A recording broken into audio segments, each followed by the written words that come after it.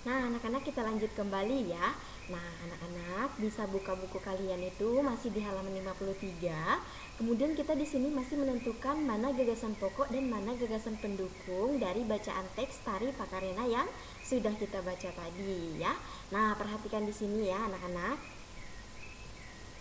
Perhatikan di layarnya, layar HP atau laptop kalian ya, tolong fokus. Nah, yang pertama itu ada kisahnya berawal dari perpisahan antara penghuni Botinglangi atau negeri Kayangan dan penghuni Lino Bumi pada zaman dahulu. Nah, kita akan lihat ini termasuk ke dalam gagasan apa ya. Nah, jadi paragraf yang paragraf kedua bagian 1 itu dia termasuk ke dalam gagasan pokok ya. Nah, kemudian kita akan melihat lagi yang kedua. Yang kedua, konon sebelum berpisah, penghuni Botinglangi sempat mengajarkan kepada penghuni Lino cara mereka menjalani hidup seperti bercocok tanam, kemudian beternak dan berburu. Nah, ini termasuk ke dalam gagasan pendukung. Jadi, kedua paragraf ini tadi ada dua bagian ya. Di mana bagian yang pertama ini tadi ya, dia masuk ke gagasan pokok. Kemudian, bagian yang kedua dia masuk ke dalam gagasan pendukungnya. Oke. Sekarang kita lanjut materi selanjutnya. Nah, anak-anak, ini di halaman 55 bagi anak-anak yang sudah mengambil buku paket kemarin. Nah, kalian bisa buka bukunya halaman 55. Nah, di sini ada cerita ya. Seperti yang telah kamu ketahui sebelumnya, kita hidup penuh dengan keberagaman. Di dalam keluarga, hampir setiap anggotanya berbeda. Di dalam sekolah, kamu mempunyai teman-teman yang berbeda. Di masyarakat, kamu mempunyai tetangga yang berbeda-beda juga. Nah, tahukah kamu perbedaan yang ada di keluarga, sekolah, dan masyarakat akan menjadi indah apabila dilandasi oleh persatuan dan kesatuan. Nah, apa perbedaan atau apa makna sebenarnya persatuan dan kesatuan? Anak-anak, siapa yang tahu? Ya, bisa angkat tangannya. Siapa yang tahu? Siapa yang bisa menjawab apa itu makna dari kesatuan dan persatuan? Oke, nah sekarang kita akan melihat bersama-sama ya apa itu makna persatuan dan kesatuan. Nah, anak-anak untuk menjawabnya mari kita lakukan kegiatan berikut. Yang pertama ya, ambil sebuah sapu lidi. Cabut sebatang sapu lidi dari sapu tersebut. Kemudian yang kedua, gunakan sapu dan sebatang lidi tersebut untuk menyapu. Kemudian yang selanjutnya kita akan membandingkan hasilnya. Nah, setelah kita membandingkan hasilnya, maka kita akan melihat apa hasil dari perbandingan tersebut. Nah, di sini pada umumnya sapu lidi digunakan untuk menyapu. Bisakah sebatang lidi digunakan untuk menyapu? Tentu tidak ya. Nah, kalian bayangkan jika kita menggunakan satu batang lidi saja untuk menyapu ya. Itu sangat tidak mungkin ya anak-anak, karena satu batang lidi saja itu tidak bisa digunakan untuk menyapu. Jadi itu sebuah perumpamaan ya. Nah, di mana di sini lidi dapat digunakan untuk menyapu jika terdiri atas beberapa puluh atau ratusan lidi yang diikat cukup erat menjadi satu ikatan ya. Satu ikatan seperti ini ya, di kepala seperti ini maksudnya ya.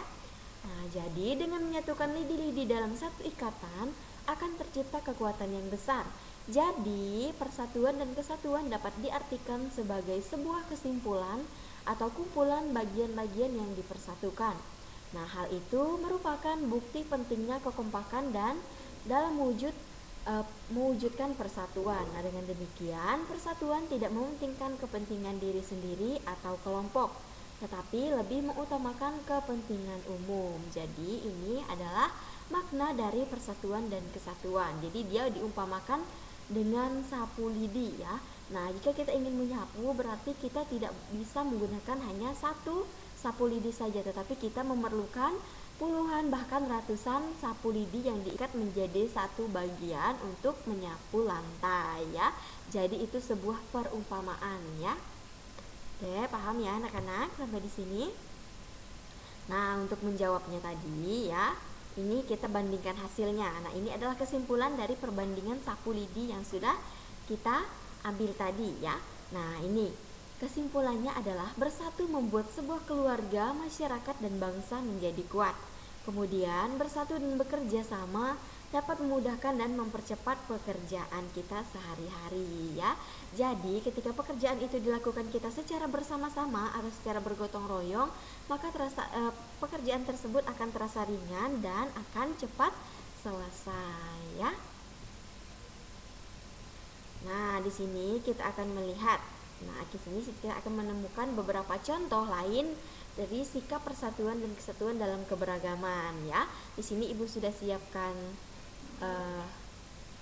ini tabelnya ya. Kemudian di sini ada sikap menunjukkan persatuan dan kesatuan, dan ada sikap yang menunjukkan persatuan, ada juga sikap yang tidak menunjukkan persatuan dan kesatuan. Yang pertama kita akan melihat apa saja sikap yang menunjukkan persatuan dan kesatuan. Nah, yang pertama itu hidup rukun dengan semua orang. Kemudian yang kedua, saling menghargai walaupun berbeda suku, agama, pendapat, dan lain sebagainya. Kemudian yang selanjutnya, saling tolong menolong. Kemudian memberi kesempatan orang yang berbeda agama dengan kita untuk beribadah. Nah, yang selanjutnya kita akan melihat sikap tidak menunjukkan persatuan dan kesatuan. Yang pertama, mengejek orang lain, kemudian tidak menghargai. Nah, selanjutnya bertengkar karena berbeda pendapat dengan orang lain dan ingin menang sendiri, kemudian menjelek-jelekan suku, agama, dan orang lain. Nah, jadi anak-anak itu tadi perbedaan contoh-contoh sikap persatuan yang menunjukkan sikap persatuan kesatuan dan sikap yang tidak menunjukkan persatuan dan kesatuan. Nah, jadi nanti untuk belajar di rumah, anak-anak bisa pindahkan. Kemudian anak-anak yang pertama buat tabel dulu seperti ini ya. Nah, seperti ini. Kemudian buat tabelnya, kemudian baru kalian pindahkan jawaban yang sudah kita bahas bersama-sama tadi ya. Nah, ini fungsinya untuk kalian belajar di rumah. Nah, anak-anak hari ini tidak ada tugas ya, tetapi hari ini Ibu mau kalian mengerjakan tugas yang kemarin ya, tugas IPA ya. Kemarin Ibu memberikan tugas IPA, kayak kalian membuat satu buah video percobaan pertama ya, itu bunyi yang merambat ya. Jadi tugas itu batasnya hari ini sampai jam 5 sore itu harus dikumpulkan semuanya ya, tanpa terkecuali ya. Oke, yang selanjutnya. Oke anak-anak, nah materi kita hari ini memang tidak banyak ya. Jadi hari ini materi kita cukup sampai di sini di pembelajaran yang keempat. Jadi untuk anak-anak di rumah tolong belajar ya. Jangan lupa kalian like, komen, dan subscribe. Kemudian kalian bisa share pembelajaran kita pada pagi hari ini. Kalian bisa bagikan linknya kepada teman-teman kalian yang lain agar mereka juga bisa belajar bersama kita di rumahnya masing-masing ya. Oke anak-anak, jangan lupa jaga kesehatan di rumah, tetap mematuhi protokol kesehatan ya, jangan keluar rumah dulu. Kemudian tetap semangat belajarnya di rumah dan kerjakan pembelajaran ya, kerjakan soal-soal atau tugas-tugas yang Ibu berikan kepada kalian ya. Nah anak-anak, sebelum mengakhiri pembelajaran kita pada pagi hari ini, marilah kita berdoa. Kita akan berdoa bersama-sama ya, doa salam Maria. Mari kita angkat tangan kita. Dalam Bapa dan Putra dan Roh Kudus. Amin. Salam Maria, penuh rahmat Tuhan sertamu, terpujilah engkau di antara wanita dan terpujilah buah tubuhmu Yesus. Santa Maria, Bunda Allah, doakanlah kami yang berdosa ini sekarang dan waktu kami mati. Amin. Selain kepada Bapa dan Putra dan Roh Kudus, seperti permulaan, sekarang dan selalu sepanjang segala masa. Amin. Dalam Bapa dan Putra dan Roh Kudus. Amin. Nah anak-anak, Ibu ucapkan terima kasih kepada kalian semua karena telah menyimak video pembelajaran kita pada pagi hari ini dari awal hingga berakhirnya pembelajaran kita. Semoga materi yang Ibu sampaikan hari ini bisa kalian mengerti dengan baik dan bisa kalian pahami dengan baik ya. Akhir kata Ibu ucapkan terima kasih. Selamat pagi, selamat beraktivitas. Tuhan Yesus memberkati. See you, bye bye. Bye.